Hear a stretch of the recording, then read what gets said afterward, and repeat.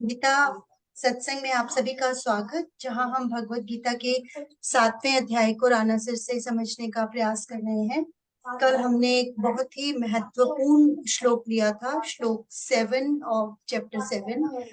आज बारी है उससे आगे चलने की। यदि किसी का कुछ प्रश्न हो तो आप बाद में भी ले सकते हैं। सर को प्रणाम और निवेदन कि आज के इस गीता सत्संग की शुरुआत करें। ओम वसुदेव सुतं देवं कंस चाणूरमर्दनम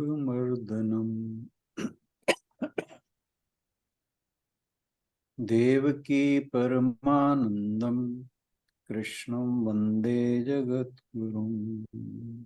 सभी को बहुत बहुत प्रणाम।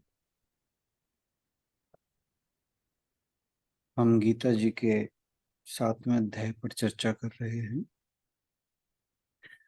इस अध्याय के द्वारा भगवान भक्ति योग का जो विषय है उसकी शुरुआत करते हैं। भगवान ने अर्जुन से कहा कि मैं तुम्हें अपने विषय में समग्र रूप से बताऊंगा। उसी कड़ी को भगवान जी आगे प्रत्येक श्लोक में बता रहे हैं। वो वास्तव में अपने बारे में बता रहे हैं कि मैं कौन हूं, ताकि अर्जुन को यह जो उनका अपना स्वरूप है उसका ज्ञान हो सके। और कल हमने जो श्लोक लिया था वो कहा था भगवान जी ने कि मतः पर तरम नान्य आत्यंतिक चिदस्ति चिंदस्ति धनंजय मयि सर्वमिदं प्रोतम सूत्रे मणि गणा इव, के इस जगत का मेरे अलावा कोई भी कारण नहीं है। इस जगत का मूलभूत कारण मैं हूं। जैसे एक सूत के धागे में तरह तरह की मणियां पिरोकर माला बनाई जाती है, उसमें वो मणियां तो नजर आती हैं, लेकिन जो पीछे सूत का धागा है जो उन्हें बांधे रखता है वो अदृश्य है। वो देखने में नहीं आता। माला देखने में आती है, मणियां देखने में आती हैं, अलग अलग तरह की मणियां देखने में आती हैं, लेकिन जो उसके पीछे का तत्व है जो उन्हें जोड़े रखता है वो अदृश्य है। तो भगवान जी कहते हैं कि वो जो तत्व है जो उन मणियों को जोड़े रखता है, ऐसे ही इस जगत में जितने भी पदार्थ दिखाई देते हैं, जो कुछ भी दिखाई देता है, उन सब के पीछे का जो सूत्र का धागा है, जो दृश्य है, जो उन्हें बांधे रखता है, जो इस सृष्टि को दृश्यमान भासमान बनाए रखता है, और जहां यह पूरा ब्रह्मांड अपने आप में स्थित है, तारे अपनी जगह परिक्रमा कर रहे हैं, सूर्य अपनी जगह कर रहा है, पृथ्वी अपनी जगह, अन्य ग्रह अपनी जगह, हर कोई अपनी अपनी कक्षा में आराम से चक्कर लगा रहा है। और इसी प्रकार अन्य जो पदार्थ हैं पृथ्वी पर दिखने वाले, वे सब भगवान जी की अभिव्यक्ति कहना चाहिए हमें। उन सब के पीछे का जो तत्व है वो ईश्वर है। इसीलिए उन्होंने पिछले श्लोक में कहा था, इससे 6th में, कि इनका प्रभाव और प्रलय भी मैं ही हूँ। तो यानी ये जो सृष्टि हमें दिखलाई देती है, वो जब चाहें इसे समेट लेते हैं और जब चाहें इसे हमारे सामने प्रकट कर देते हैं। तो एक किस्म से देखा जाए तो भगवान जी इन श्लोकों में अपनी महिमा, अपना स्वरूप, अपना वैभव, ये सब दिखा रहे हैं, अर्जुन को बता रहे हैं। और अर्जुन के माध्यम से हम सबको भी ये ध्यान रखना चाहिए कि ये जो ईश्वर है, यही पूरे जगत का कारण है। हमें जो तरह तरह के लोग, भांति भांति के पदार्थ, जड़ चेतन इस धरती पर दिखाई देते हैं, आसमान में दिखाई देते हैं, इन सब के पीछे का एक मूलभूत कारण वो ईश्वर है। जब वो चाहता है इस पूरे ब्रह्मांड को प्रकट कर देता है, और जब वो चाहता है इसे अपनी ओर खींच लेता है। तो ये उसके अपने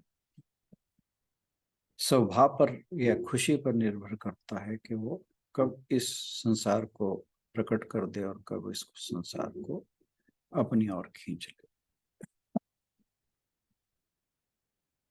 आज हम इससे अगला श्लोक करेंगे, श्लोक नंबर 8, जिसमें हम देखेंगे भगवान जी अब आगे क्या बताने जा रहे हैं। आशुबेन से अनुरोध के श्लोक पढ़ते हैं। जी सर। रसोऽहमप्सु कौन्तेय, रसोऽहमप्सु कौन्तेय, प्रभास्मि शशिसूर्ययोः, प्रणवः सर्ववेदेषु, शब्दः खे पौरुषं ऋषु। हे अर्जुन, मैं जल में रस हूँ, चंद्रमा और सूर्य में प्रकाश हूँ, संपूर्ण वेदों में ओंकार हूँ, आकाश में शब्द और पुरुषों में पुरुषत्व हूँ।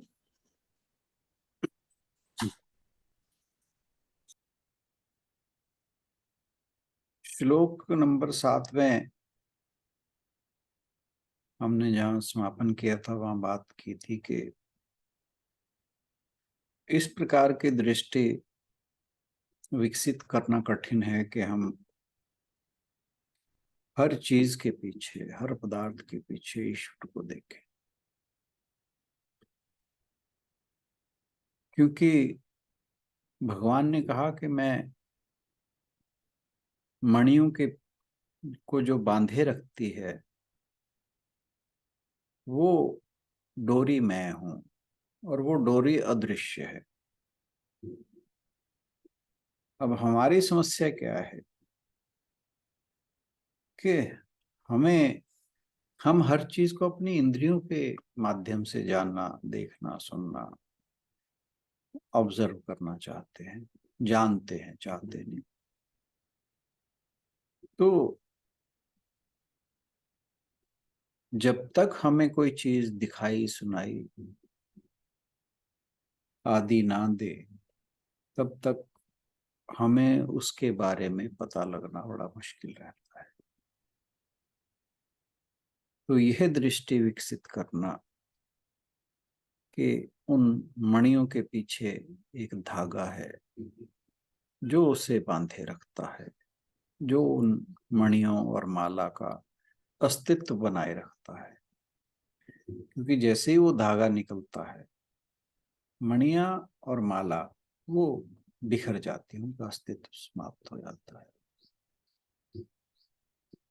हमारी जो दृष्टि है वो स्थूल को देखने की आती है, स्थूल चीजों को जो दिखाई दे, मूर्त चीजें, साकार चीजें। और वो जो धागा है वो दिखाई नहीं, अमूर्त है, निराकार है। तो अब हम ईश्वर को कैसे याद रखें कि वो हर चीज के अंदर है। उसके लिए भगवान जी हमें यहाँ कुछ संकेत दे रहे हैं कि जिससे हम यह समझ सकें कि भगवान जी क्या हैं जिससे उन्हें याद रखा जा सके, हर समय याद रखा जा सके। तो भगवान जी कहते हैं कि रसोहम अप्सु कौन्तेय प्रभास्मि शशि सूर्य यो हो। तो सबसे पहली बात तो ये कहते हैं रसोहम अप्सु, कि जो जल में रस है वो मैं हूं। अब अगर आप देखें तो हमने जैसे शुरू में ही बात की थी इस अध्याय के, भगवान जी ने यहाँ पर जो विषय लिया है वो भक्ति योग का है। तो भक्ति योग में जो साधक है, जिज्ञासु है या भक्त है, वो उसे केवल और केवल ईश्वर से मतलब है और किसी चीज से मतलब नहीं। वो हर चीज में ईश्वर देखना चाहता है या देखना चाहिए। अगर कोई भक्ति योग में भक्त या साधक है तो उसे हर चीज में ईश्वर देखना चाहिए और देखना चाहता है। क्योंकि भक्ति में जो आदर्श है वो ईश्वर है। वो ईश्वर हर चीज में दिखाई देता है। तो यहाँ भगवान जी जो हमें बताने जा रहे हैं श्लोक में वो यही है कि पहले तो भगवान जी ने कहा ही था, अगर आपको ध्यान हो, छठे अध्याय में, कि मैं हर चीज में हूँ, हर चीज मुझ में है, और जो मुझे इस प्रकार से जानता है उसे मैं कभी, वो कभी मेरी दृष्टि से ओझल नहीं होता और मैं उसकी दृष्टि से कभी ओझल नहीं होता। 6 चैप्टर। तो हम बेशक अपना दिमाग लगाकर ये सोचें कि हर चीज के पीछे ईश्वर है, हर चीज का कारण ईश्वर है, लेकिन हमारी इंद्रियां जो हैं वो हमें ये मानने से रोकती हैं। क्यों? क्योंकि इंद्रियों के स्तर पर वो चीजें ना तो दिखाई देती हैं ना जानने में आती है। तो फिर हम ईश्वर ईश्वर को हर समय याद कैसे रखें? तो इसके लिए भगवान जी अर्जुन के माध्यम से हमारी ये मदद कर रहे हैं कि भाई तो मुझे इन इन रूपों में याद रखो, इन इन तरीकों से याद रखो। तो भगवान जी ने अपना जो अपनी विभूति है उसका पहला उदाहरण जो दिया है यहाँ पर, वो कहा है कि जो जल है उसमें रस में है। तो आप ये जानती हैं कि पानी जो है वो हमारे जीवन का बहुत महत्वपूर्ण अंग है, और ये कहा जाता है कि 60 to 70% जो है हमारा शरीर वो जल से बना है। और आपको ध्यान होगा हमने जब तन्मात्राओं की बात की थी तो रस तन्मात्रा जो है वो जल की है। तो जो रस तन्मात्रा है वो जल में ओतप्रोत है। तो रस जो है उसके अलावा जल की कोई सत्ता नहीं है।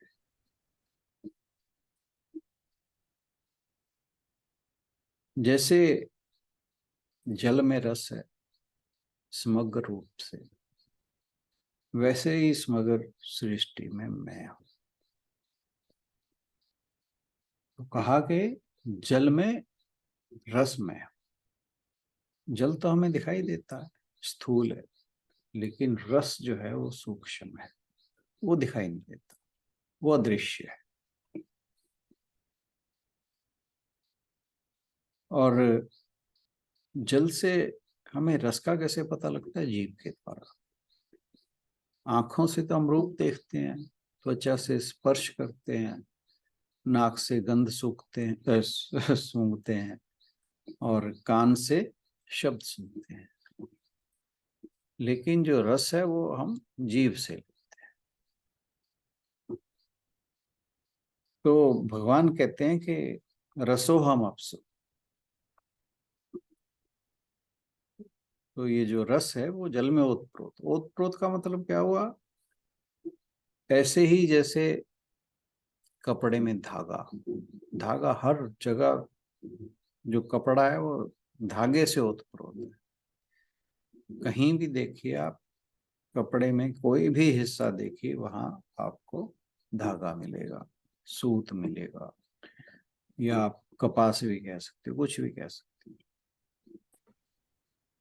तो इसी प्रकार जो रस है,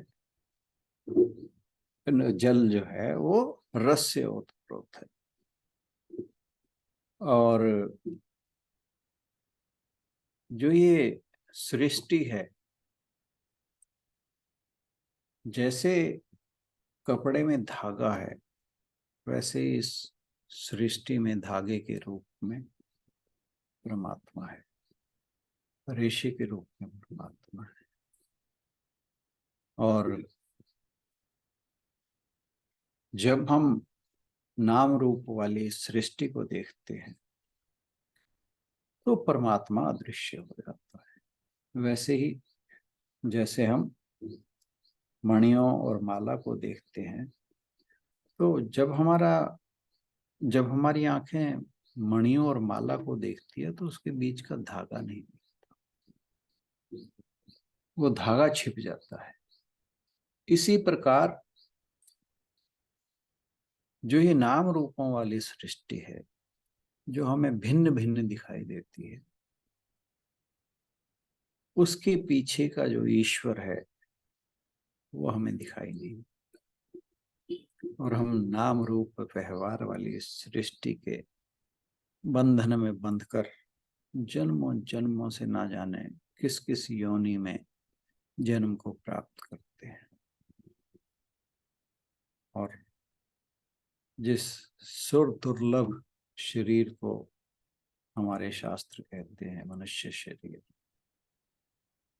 उस शरीर को पाकर भी अगर हम ईश्वर को प्राप्त करने का प्रयास ना करें तो हमारे और पशु के भीतर कोई अंतर नहीं रह जाता। लेकिन जब हम नाम रूपों वाली जो सृष्टि है उसके भीतर की एकता को देखते हैं, उसके भीतर की एकता क्या है? ईश्वर। सब जैसे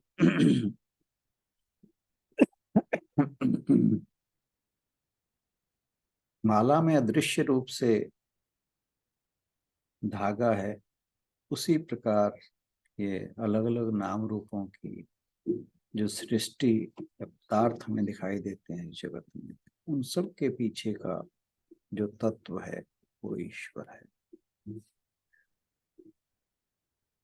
तो जब हम उस तत्व को या उन नाम रूपों के पीछे की जो एकता है उसे देखते हैं तो परमात्मा प्रकट हो जाता है। जब हम नाम रूपों को देखते हैं तो परमात्मा अदृश्य हो जाता है।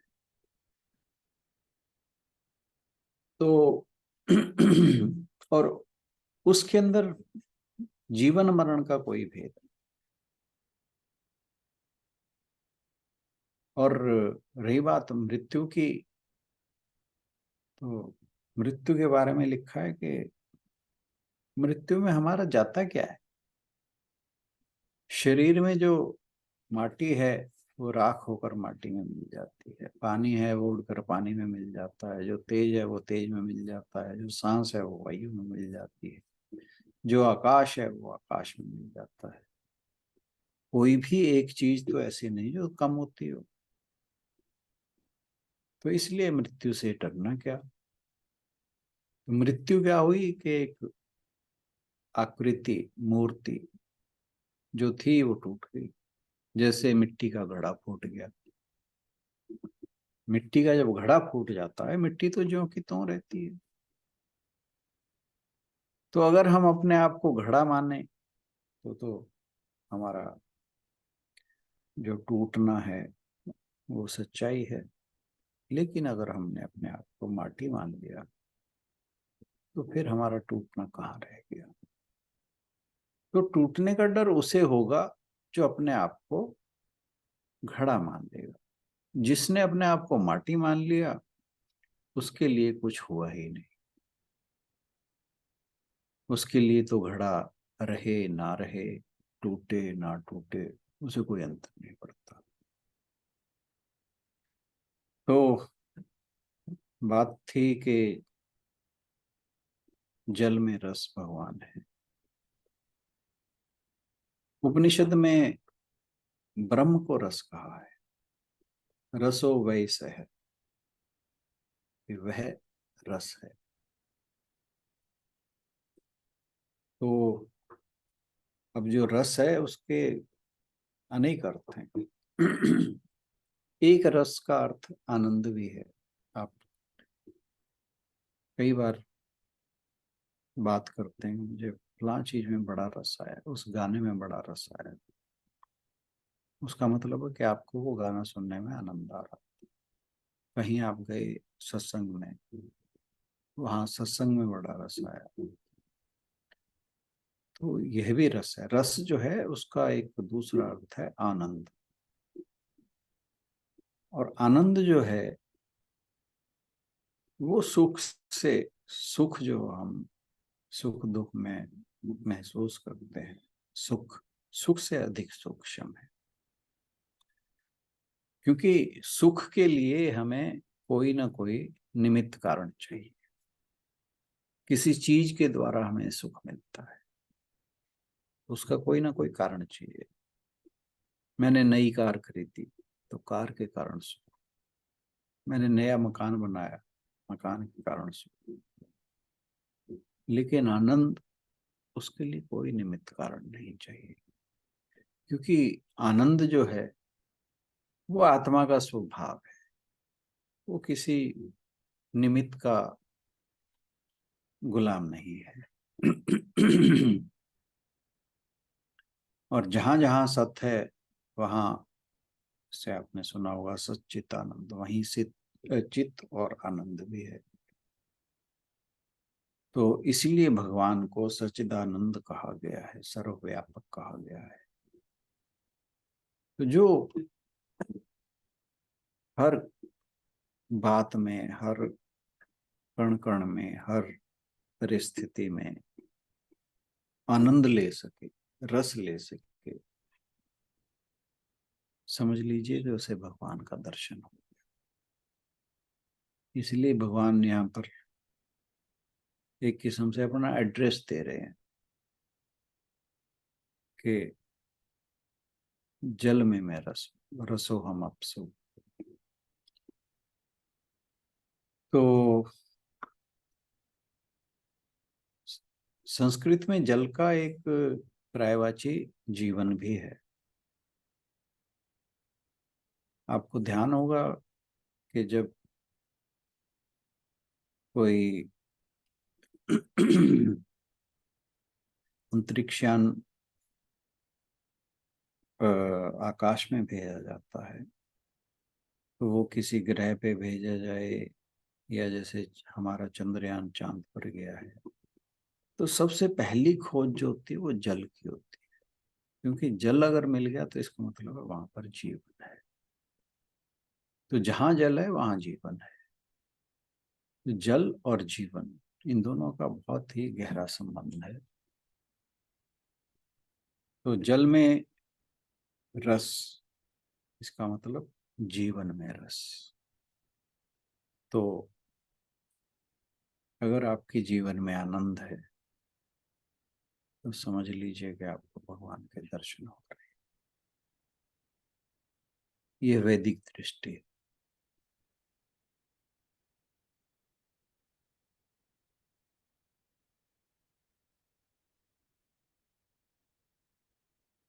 अब इससे आगे भगवान जी कहते हैं कि प्रभास में शशि सूर्य हो, कि ऐसे ही चंद्रमा, सूर्य, ग्रह और नक्षत्र आदि, उनमें प्रभा के अलावा क्या है जो हमें यहाँ चमकते दिखाई देते हैं। ये प्रभा जो है ये चमक है, उनमें चमक के अलावा कुछ भी नहीं है।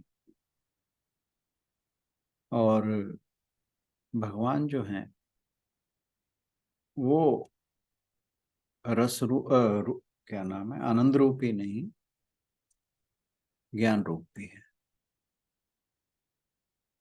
भगवान की जो प्रभा है उसे चंद्रमा और सूर्य में देखा जा सकता है। उनकी जो चमक है, उनका जो तेज है, वो वहां देखा जा सकता है। क्योंकि प्रभा का काम क्या है?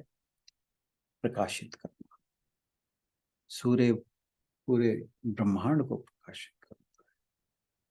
चंद्रमा भी सूर्य से प्रकाश लेकर पूरे ब्रह्मांड को प्रकाशित करता है। तो जो सूर्य और चंद्रमा में प्रकाशित करने की शक्ति है, सूर्य और चंद्रमा तो स्थूल है, लेकिन उनकी प्रकाशित करने की जो क्षमता है, शक्ति है, वो सूक्ष्म है। ऐसे ही ये जो बात हमने कही ना कि भगवान केवल आनंद रूप ही नहीं, ज्ञान रूप भी है। ज्ञान की भी ऐसी ही शक्ति है, वो भी लोगों के मनों को प्रकाशित करती है, अंतःकरण को प्रकाशित करती है। फिर दूसरी चीज, हमारी आंख में भी, आपको कहते नहीं उसकी आंखें चमक गई किसी बात को सुनकर या देखकर, वो भी प्रभा ही है। तो लेकिन हम करते क्या है, हम कहते हैं ना कि उसकी आंख में चमक को देखो, तो हम उसकी आंखें देखने लगते। क्यों? हमें स्थूल चीज देखने की आदत है। अगर हम चमक को देखें तो हमें ईश्वर नजर आएगा, क्योंकि वो चमक ईश्वर है। जब हम चमक को देखेंगे तो परमात्मा का दर्शन। एक चीज और के जो ब्रह्मांड में चंद्रमा और सूर्य हैं, ऐसे ही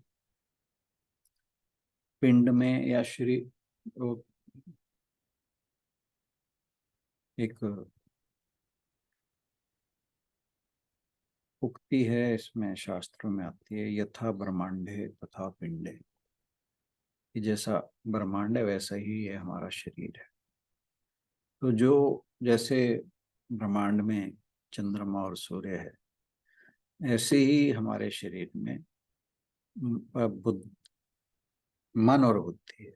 चंद्रमा का प्रतीक मन है और बुद्धि का प्रतीक सूर्य है। तो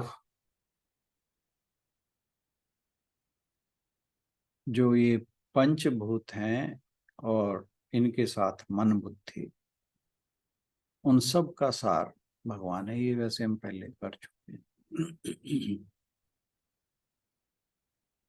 फिर इसके बाद कहा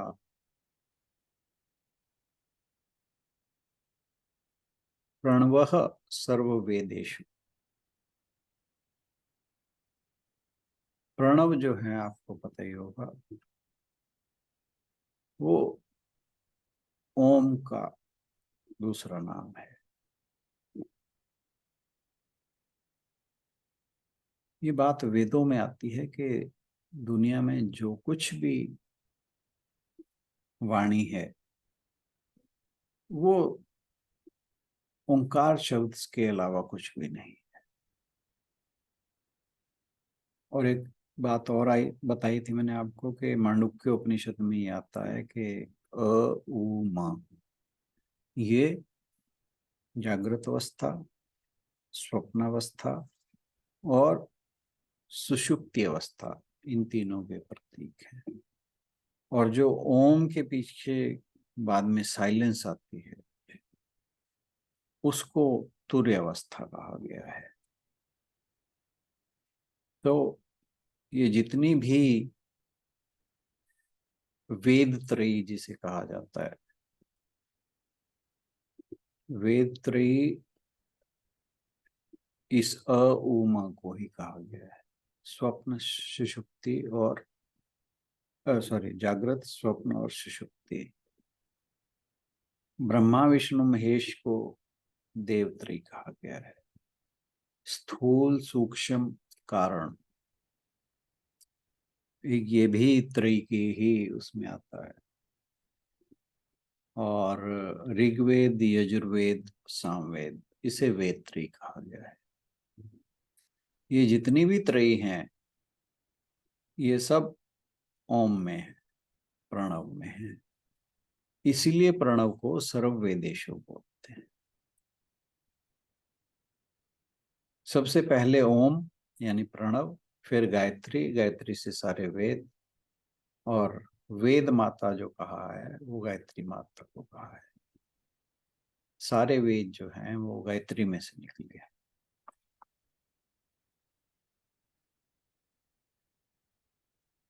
तो भगवान जी कहते हैं कि जो वेदों में ओम शब्द है वो ईश्वर को रिप्रेजेंट करता है, भगवान को रिप्रेजेंट करता है। वेदों में ओम का बहुत ऊंचा स्थान है, खास स्थान है।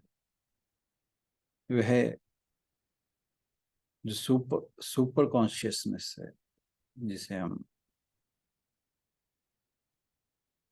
शाश्वत तत्व कहते हैं, जिससे ये पूरा ब्रह्मांड बना है। शाश्वत तत्व क्या हुआ? ईश्वरी हुआ, परमात्मा ही। तो ये उसको रिप्रेजेंट करता है, ईश्वर को।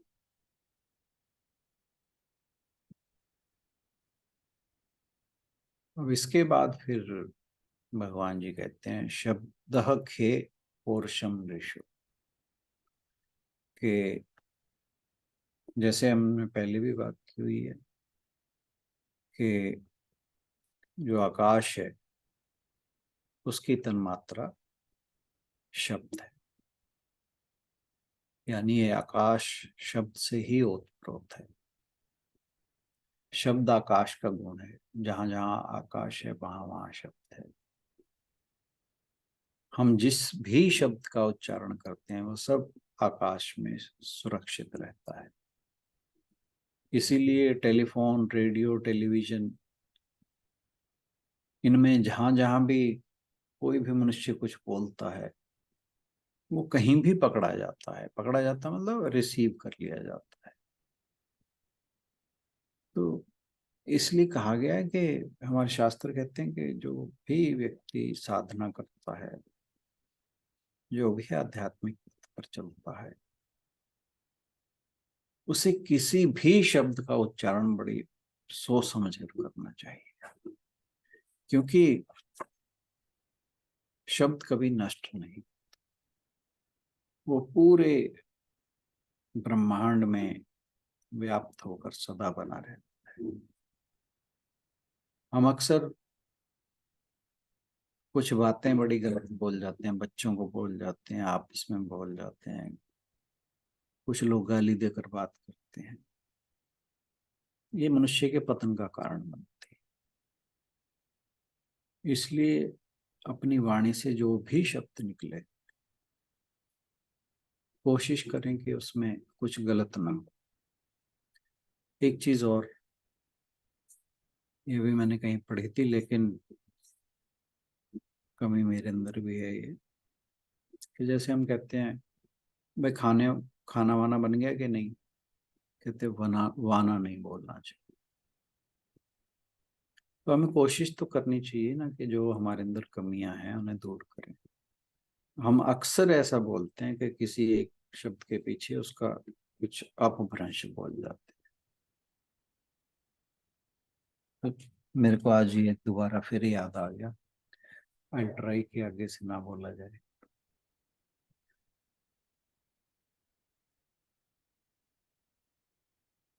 आकाश में कहा कि शब्द है, और आकाश से ही वायु का जो है वायु बनी है। और गति का नाम वायु। जहाँ मैं पढ़ रहा था वहां पे एक बड़ी अच्छी बात आई कि एक महात्मा ने बताया कि तुम्हारे शरीर में मैल जमी है। जानते हो ये मैल कैसे आई? पहले पसीना हुआ। पसीना कैसे हुआ? गर्मी हुई। गर्मी कैसे पैदा हुई? कि दौड़ कर चले। दौड़ने से पहले क्या था? शांत बैठे थे।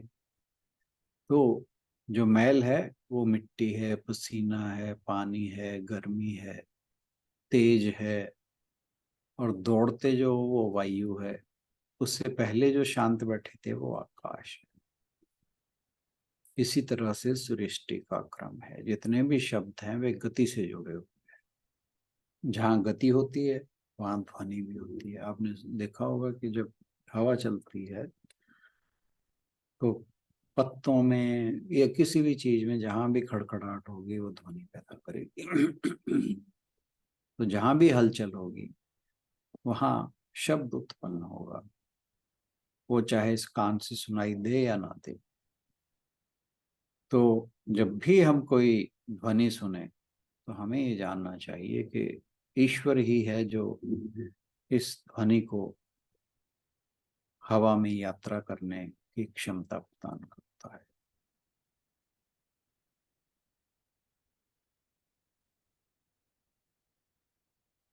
अब लास्ट जो बात रह गई है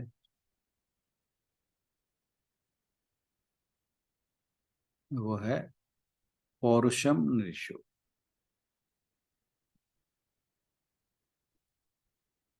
कि मनुष्यों में भगवान जो है वो पौरुष है।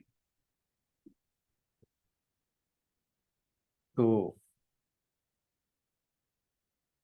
पौरुष का मतलब हुआ पुरुषार्थ। हमारे द्वारा जो भी पुरुषार्थ होता है वो ईश्वर ही है। हम कुछ भी किसी का भला करें बुरा करें वो सारा पुरुषार्थ है। तो हमें कोशिश करनी चाहिए कि हम किसी का बुरा ना करें, हमारे द्वारा किसी का बुरा ना हो। अक्सर हम अखबारों में पढ़ते हैं कि फलां फलां जवानों ने फलां फलां जगह देश के लिए कुर्बानी दी थी। वो कुर्बानी देकर अपने देशवासी जो हैं उनकी रक्षा करते हैं। तो उन्हें ये जो बल देता है, पौरुष देता है कि वो अपनी जान कुर्बान कर दूसरों की रक्षा करते हैं, ये ईश्वर है। ईश्वर ही उन्हें ये बल और वीरता प्रदान करता है। और एक चीज का और ध्यान रखें कि जो पुरुषार्थ है वो भगवान का ही रूप है। भगवान ने खुद कह दिया यहाँ पे। तो अपने पुरुषार्थ के प्रति हम हमेशा विनम्र रहें, काइंड रहें। अहंकार की भावना ना हो। और जो भी पुरुषार्थ करें वो दूसरों के हित में करें, किसी का अहित ना हो। तो जो भी मनुष्य कर्म करे दैनिक जीवन में अपने, वो भगवान के चरणों में मन को लगाकर इस संसार रूपी समुद्र को पार करने का प्रयत्न करना चाहिए। आज के लिए इतना ही। Thank you so much.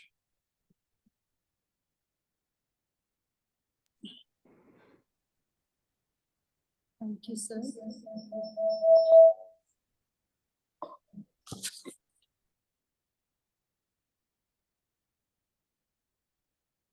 यदि किसी का कुछ टेक अवे पॉइंट या कुछ प्रश्न पूछना चाहें तो जरूर पूछ सकते हैं।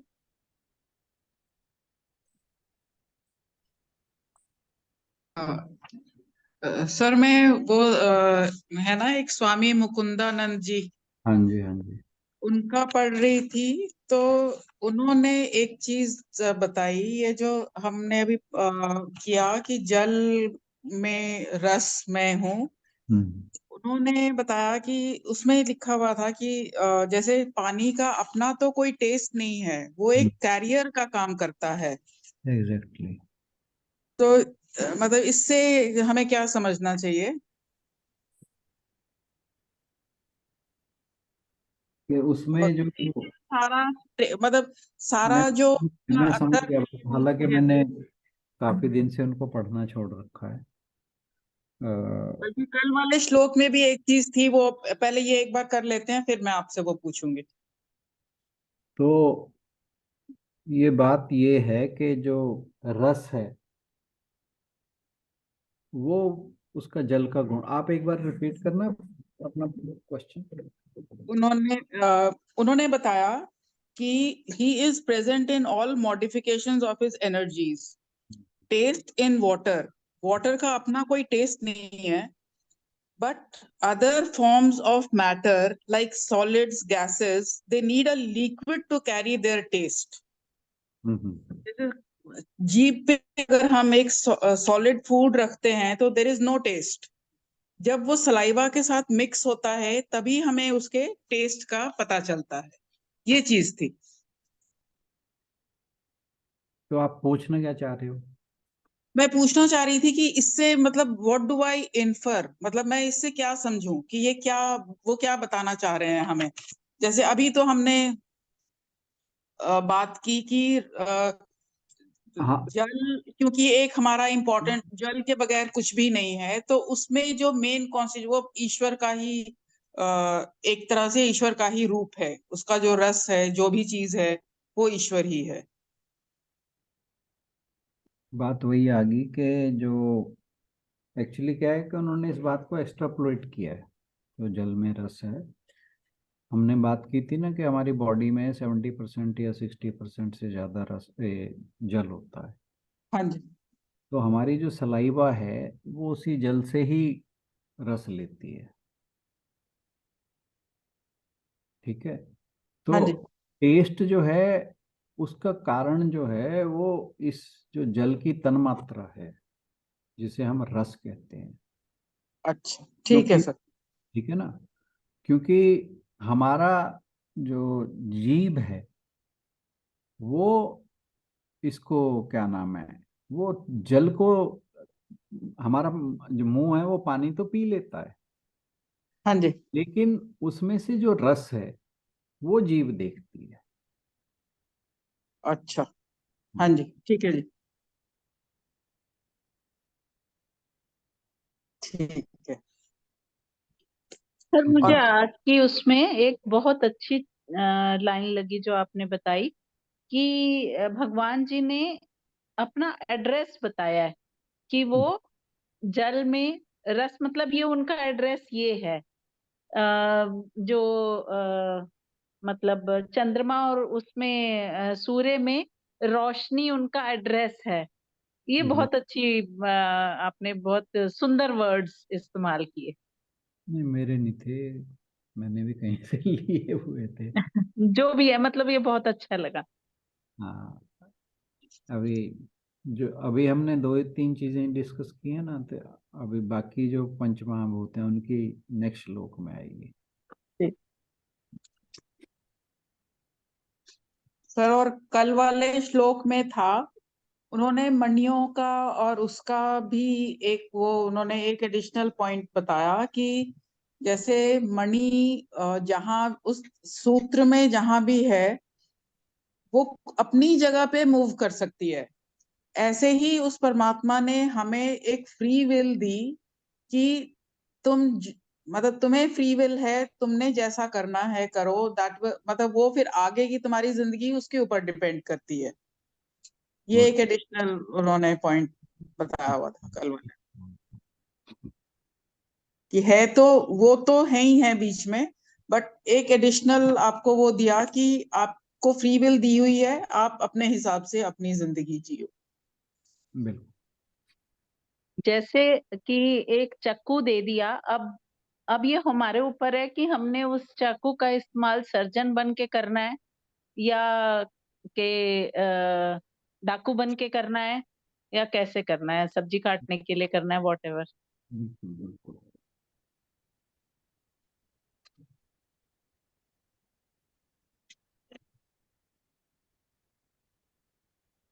और कुछ?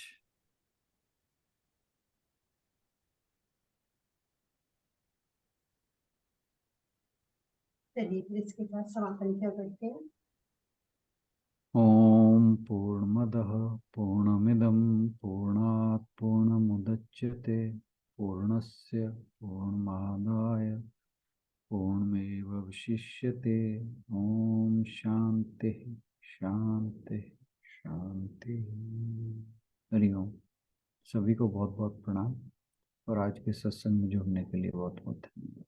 Thank you everyone. सभी की ओर से राणा सर का भी बहुत बहुत धन्यवाद। कल मिलते हैं अगले श्लोक के साथ। Thank you everyone.